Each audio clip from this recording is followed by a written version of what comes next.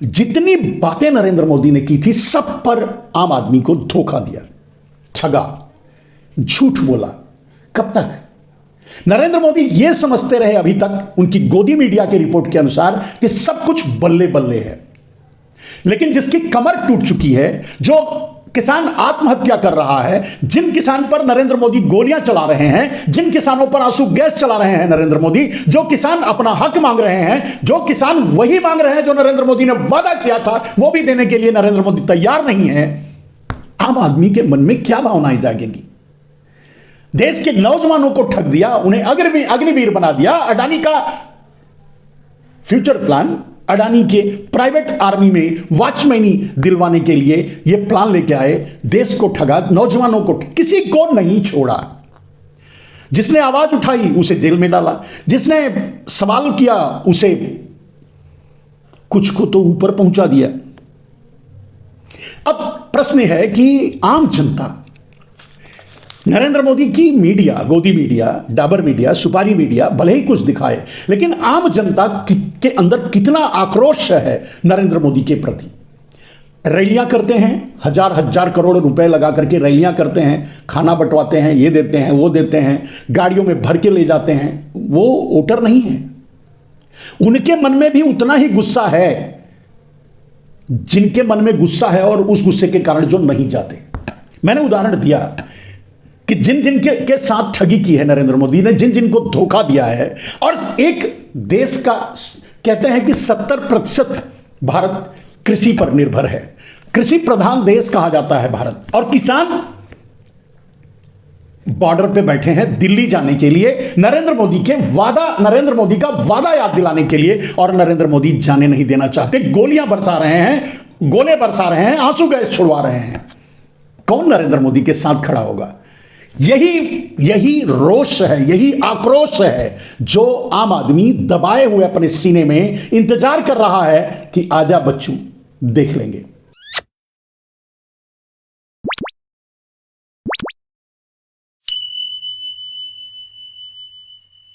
नमस्कार दोस्तों, मैं मनमोहन मिश्र आप लोगों के बीच एक बार फिर खास मुद्दे को लेकर के, और यह खास मुद्दा वही है जो आप हमारे कमेंट बॉक्स में लिखते हैं।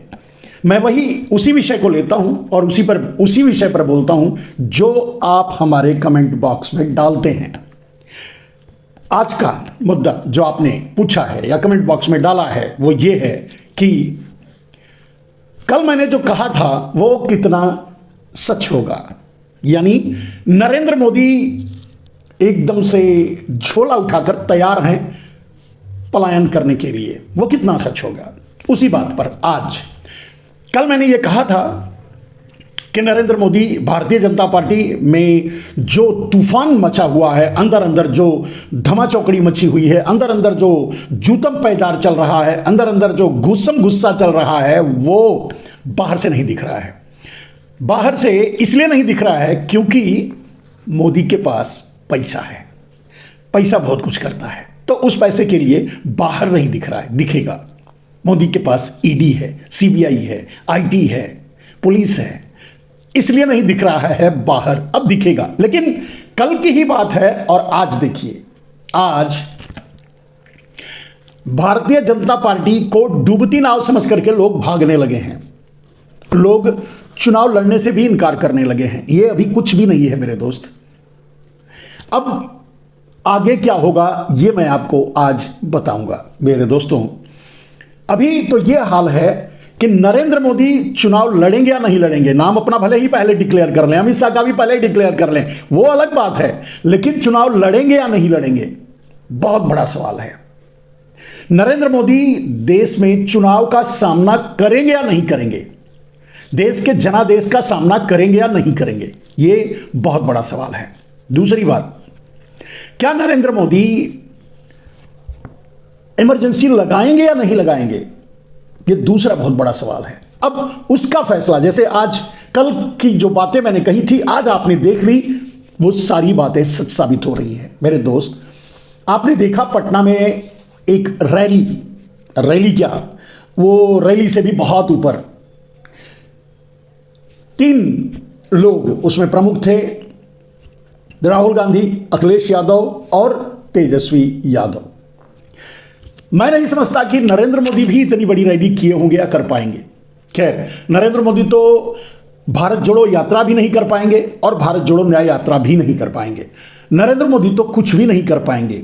नरेंद्र मोदी जो कर पाएंगे और कर रहे हैं वो कुछ अलग है। वो अलग क्या है, वही आज मेरे दोस्त। अब सबसे बड़ा सवाल जो सामने खड़ा है और शंका कि क्या चुनाव होंगे, कुछ दिन बाकी हैं, मेरे ख्याल से 2-4 दिन 6 दिन जो भी हो, मैं नहीं जानता उन मोदी जी का यानी सरकार का निर्णय क्या होगा, लेकिन चुनाव आचार संहिता लगेगा। अब सवाल जो खड़ा हुआ है वो ये है कि आचार संहिता लगेगा, चुनाव होगा, या इमरजेंसी लगेगी, नरेंद्र मोदी कंटिन्यू करेंगे। आज भी मैं अपने उसी सवाल पे और उसी जवाब पे खड़ा हूं मेरे दोस्त। दोनों का फैसला 2-4 दिन में ही हो जाएगा। नरेंद्र मोदी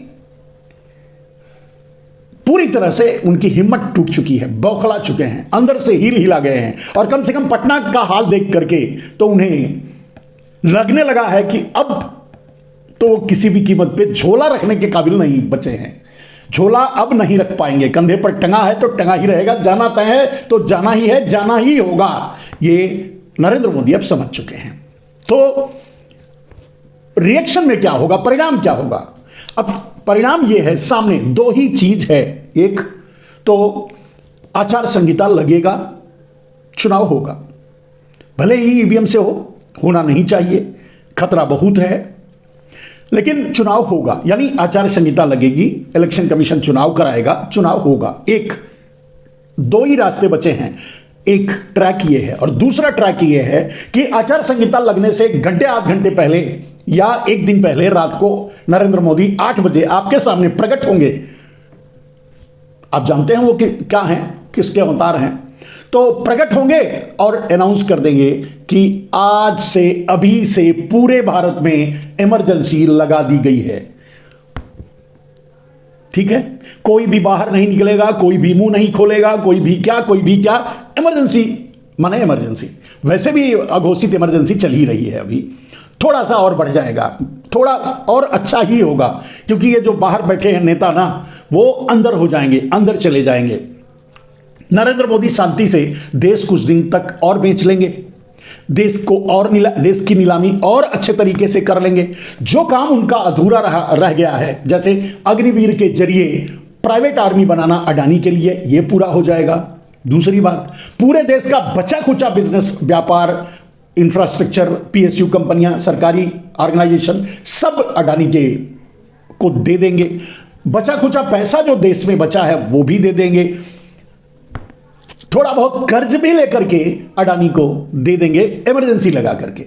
अब एक तो ये रास्ता है, इमरजेंसी लगा के कुछ दिन और सत्ता में बने रहना और देश को लूटते रहना और खोखला कर देना, देश को गुलाम बना देना। दूसरा रास्ता है, आचार संहिता लगेगी, चुनाव होगा, चुनाव में जाएंगे, चुनाव का जो निर्णय होगा, चाहे जिस तरह से भी हो, अब वोट ईवीएम से भी पड़ेगा तो भी राहुल गांधी प्रधानमंत्री बनेंगे, इसमें कोई दो राय नहीं, यह निश्चित है।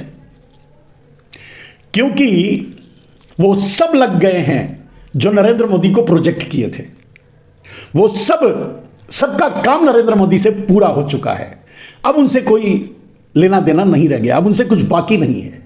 और जो नरेंद्र मोदी के लिए काम कर रहे थे, खास करके पूरे देश में जो माहौल गया है कि नरेंद्र मोदी किसी के नहीं है अडानी अंबानी को छोड़ करके, ये जो मैसेज पूरे देश में गया है, आम आदमी में, इंटेलेक्चुअल्स में, नेताओं में, भारतीय जनता पार्टी के नेताओं में, ये मैसेज जो गया है, ये तीर की तरह सबके दिलों में चुभा है।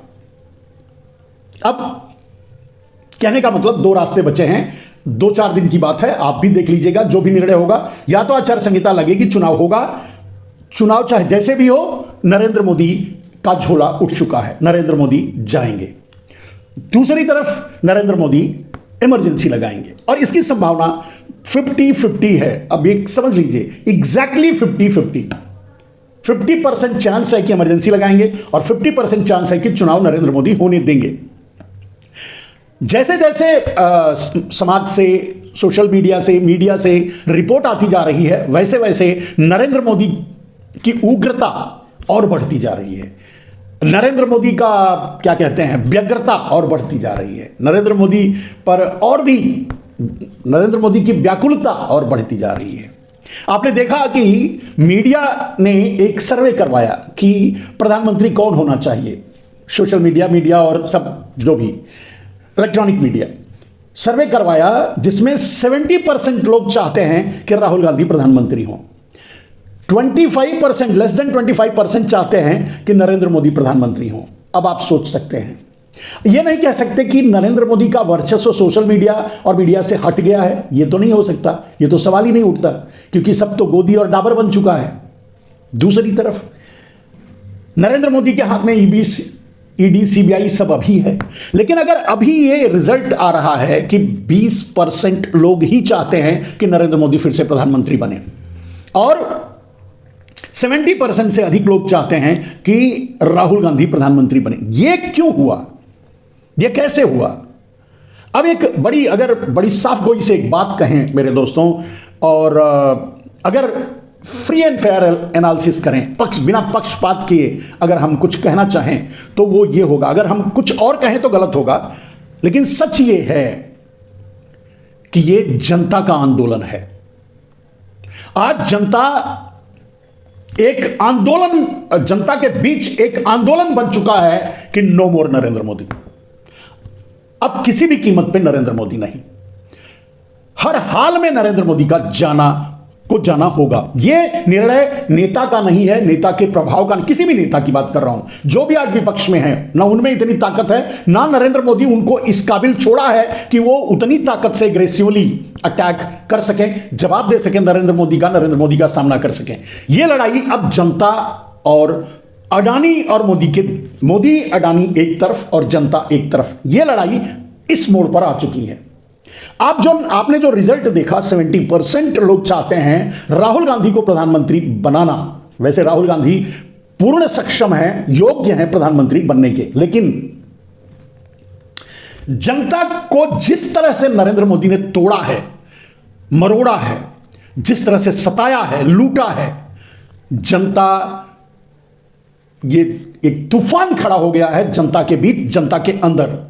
नरेंद्र मोदी का विभत्स चेहरा हर भारतीय के दिमाग और दिल पर छा चुका है, इसमें कोई दो राय नहीं है।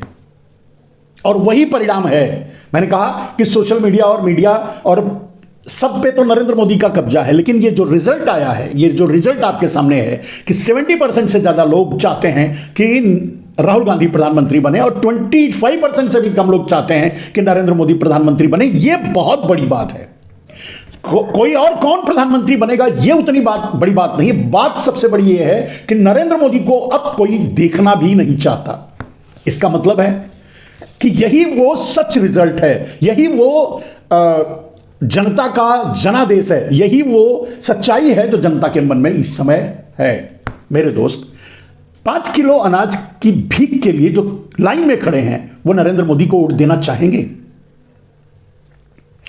मनरेगा के नाम से जो मजदूरों ने की है वो भी उन्हें नहीं मिल रहा है। सीधे घर देने के नाम पे जो उनको पैसे दिए गए हैं वो भी ठगी किया गया है। कुछ तो सिस्टम ने ठगा है और अब सरकार ठग रही है, कुछ लोगों से तो पैसे भी वसूल रही है। कहने के लिए एक दिन 3 करोड़ कहते हैं, दूसरे दिन 4 करोड़ कहते हैं दे दिया, लेकिन सच इसमें कुछ भी नहीं है। महंगाई आम आदमी की कमर तोड़ रही है।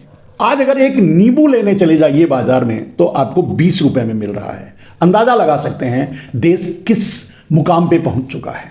और यही वो परिणाम है जो नरेंद्र मोदी चाहते थे, यानी भंडारण, यानी जमाखोरी, जिसको नरेंद्र मोदी लाइसेंस देना चाहते थे अपने अडानी को, जिसके लिए आज किसान शंभू बॉर्डर पे बैठ करके इंतजार कर रहे हैं कि उन्हें दिल्ली जाने दिया जाए अपनी बात कहने के लिए। सिर्फ अपनी बात कहने के लिए नहीं, नरेंद्र मोदी ने जो वादा किया था, नरेंद्र मोदी जी ने कहा था वो पूरा नहीं किया है, वो पूछने के लिए कि मोदी जी आपने तो कहा था, आपने तो वादा किया था, क्यों नहीं पूरा किया? मेरे दोस्त, ऐसे बहुत कम आदमी बेशर्म होंगे पूरी दुनिया में जो कुछ बोलते हैं और नहीं करते, फिर भी ढिठाई से डटे रहते हैं। मैंने जो किया वही सही है। नरेंद्र मोदी उन्हीं में से एक हैं। नौजवानों को धोखा दिया, उन्हें बेरोजगार बनाया जो जिनके पास रोजगार था, किसी को सभी को 2 करोड़, हर साल 2 करोड़ रोजगार देने का वादा किया था, 2 करोड़ लोगों को बेरोजगार बनाया। किसानों की आय दोगुनी करने की बात की थी, किसानों से उनकी जमीन छीनने की के लिए नरेंद्र मोदी डंडा लेकर खड़े हैं आज सिंभू बॉर्डर पे। नरेंद्र मोदी महंगाई के नाम पे वोट मांगा था, महंगाई से कमर तोड़ दे रहे हैं देश का। नरेंद्र मोदी ने जो जो वादे किए थे, अपने जिन जिन विषय पे काला धन ला करके लोगों का जीवन बदलने का वादा किया था, 15-20 लाख यूं ही मिल जाएंगे, वो अगर जुमला भी है तो भी तो एक सवाल बनता है मेरे दोस्त की ब्लैक मनी आखिर गई कहां? अब किसके पास? Who is the ultimate owner of today? कौन है आज काले धन का ओनर, काले धन का मालिक? मालिक बदल गए हैं, 50-50 हो गया है। पहले मैंने पहले भी बताया कि 80% ब्लैक मनी गुजराती चोरों के पास था, जिसके लिए नरेंद्र मोदी उनका नाम सार्वजनिक करने से इनकार कर दिया। अब उसमें से बंटवा करके कुछ और दूसरे जो बिल्कुल करीब है नरेंद्र मोदी के, उनके पास 50% पहुंच गया है। गुजरात भी आज तबाह है, बर्बाद है। वहां के गरीब, वहां के मजदूर सब तबाह हैं, बर्बाद हैं। लेकिन कुछ चोरों के साथ नरेंद्र मोदी खड़े होकर के पूरे देश को लूटने निकले हैं, पूरे देश को गुलाम बनाने निकले हैं, अडानी अंबानी जैसे लोगों के साथ। खैर मेरे दोस्त, जो भी वादा किया था नरेंद्र मोदी ने, कुछ भी पूरा नहीं किया। जो भी, चाहे जिस स्मार्ट सिटी हो, व्यवस्था परिवर्तन की बात हो, काले धन लाने की बात हो, महंगाई की बात हो, पेट्रोल डीजल की महंगाई की बात हो, भ्रष्टाचार की बात हो, सारे भ्रष्टाचारी इस समय भारतीय जनता पार्टी में पदों पर हैं। तो जितनी बातें नरेंद्र मोदी ने की थी, सब पर आम आदमी को धोखा दिया, ठगा, झूठ बोला। कब तक? नरेंद्र मोदी यह समझते रहे अभी तक, उनकी गोदी मीडिया के रिपोर्ट के अनुसार, कि सब कुछ बल्ले बल्ले है। लेकिन जिसकी कमर टूट चुकी है, जो किसान आत्महत्या कर रहा है, जिन किसान पर नरेंद्र मोदी गोलियां चला रहे हैं, जिन किसानों पर आंसू गैस चला रहे हैं नरेंद्र मोदी, जो किसान अपना हक मांग रहे हैं, जो किसान वही मांग रहे हैं जो नरेंद्र मोदी ने वादा किया था, वो भी देने के लिए नरेंद्र मोदी तैयार नहीं है। आम आदमी के मन में क्या भावनाएं जागेंगी? देश के नौजवानों को ठग दिया, उन्हें अग्निवीर बना दिया। अडानी का फ्यूचर प्लान, अडानी के प्राइवेट आर्मी में वॉचमैनी दिलवाने के लिए यह प्लान लेके आए, देश को ठगा, नौजवानों को, किसी को नहीं छोड़ा। जिसने आवाज उठाई उसे जेल में डाला, जिसने सवाल किया उसे कुछ को तो ऊपर पहुंचा दिया। अब प्रश्न है कि आम जनता नरेंद्र मोदी की मीडिया, गोदी मीडिया, डाबर मीडिया, सुपारी मीडिया भले ही कुछ दिखाए, लेकिन आम जनता के अंदर कितना आक्रोश है नरेंद्र मोदी के प्रति। रैलियां करते हैं, हजार करोड़ रुपए लगा करके रैलियां करते हैं, खाना बंटवाते हैं, ये देते हैं, वो देते हैं, गाड़ियों में भर के ले जाते हैं। वो वोटर नहीं है। उनके मन में भी उतना ही गुस्सा है जिनके मन में गुस्सा है, और उस गुस्से के कारण जो नहीं जाते। मैंने उदाहरण दिया कि जिन जिन के साथ ठगी की है नरेंद्र मोदी ने, जिन जिन को धोखा दिया है, और एक देश का कहते हैं कि 70% भारत कृषि पर निर्भर है, कृषि प्रधान देश कहा जाता है भारत, और किसान बॉर्डर पे बैठे हैं दिल्ली जाने के लिए, नरेंद्र मोदी का वादा याद दिलाने के लिए, और नरेंद्र मोदी जाने नहीं देना चाहते। गोलियां बरसा रहे हैं, गोले बरसा रहे हैं, आंसू गैस छुड़वा रहे हैं। कौन नरेंद्र मोदी के साथ खड़ा होगा? यही रोष है, यही आक्रोश है जो आम आदमी दबाए हुए अपने सीने में इंतजार कर रहा है कि आजा बच्चू, देख लेंगे। हां, अब उनको अगर फिर से ठगा जाए, धोखा दिया जाए, उनसे गद्दारी की जाए, ईवीएम के जरिए चुनाव जीता जाए, तो बात अलग है। इसके लिए लड़ना पड़ेगा देश को, ईवीएम के खिलाफ भी लड़ना पड़ेगा, और चुनाव में या जहां भी जिस तरह से भी धांधली करने की नरेंद्र मोदी कोशिश करें, अनिल मसीह जैसे कांड, या मतलब जो चंडीगढ़ या जहां भी उन्होंने किया, ऐसा कांड करने की कोशिश करें, उसके खिलाफ लोग सड़क पर उतरें, भले ही गोलियां खाएं, भले ही आंसू गैस के गोले झेलने पड़े, मुकाबला तो करना ही होगा। मेरे दोस्त, जो बात मैंने कल कही थी वो आज सच साबित हुई। आज भगदड़ मची हुई है भारतीय जनता पार्टी में। भागे भागे फिर रहे हैं नरेंद्र मोदी, अमित शाह और पूरी भारतीय जनता पार्टी। आग लगी हुई है, यूं समझ सकते हैं कि फूटा हुआ है सब कुछ, इधर उधर भूकंप आया हुआ है। इतनी भगदड़ मची हुई है भारतीय जनता पार्टी में। आप देखिए, ये तो बाहर का जो दिख रहा है उसे हम बता रहे हैं, आप बता रहे हैं। अंदर कितना जुतम पैदार चल रहा है ये बताने की जरूरत नहीं, वो 2-3 दिन में सामने आ जाएगा। सवाल फिर वही उसके अंत की तरफ बढ़ते हैं मेरे दोस्त, कि दोनों रास्ते पर नरेंद्र मोदी किस रास्ते पर चलेंगे। नरेंद्र मोदी इमरजेंसी लगाएंगे, चुनाव नहीं होने देंगे और सरकार में बने रहेंगे, एक रास्ता। दूसरा रास्ता है चुनाव होने देंगे और या तो इमरजेंसी लगेगी या तो आचार संहिता और चुनाव होगा। दोनों में से कोई। आचार संहिता लगने के बाद नरेंद्र मोदी कुछ नहीं कर पाएंगे, लेकिन आचार संहिता से पहले तो इमरजेंसी लगा ही सकते हैं। तो आचार संहिता लगेगी या इमरजेंसी लगेगी देश में, ये दोनों 1-2 दिन में तय हो जाएगा। जिस दिन ये तय हो जाएगा कि आचार संहिता लागू हो गई, उसके बाद इमरजेंसी का खतरा टल जाएगा।